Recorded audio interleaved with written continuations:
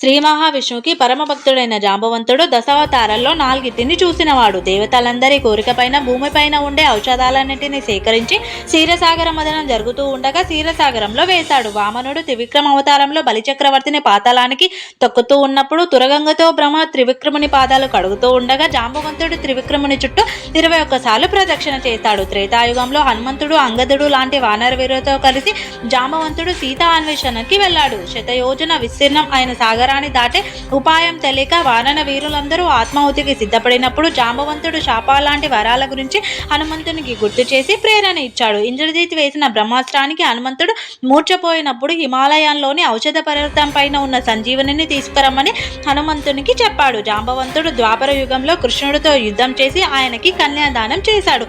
అందుకే సరాసునుడు అనే రాక్షసుడు నిన్ను చంపడానికి ఒక జాంబవంతుడు చాలని రావణుడితో అన్నాడు. అందరూ చెప్పండి, జై శ్రీ.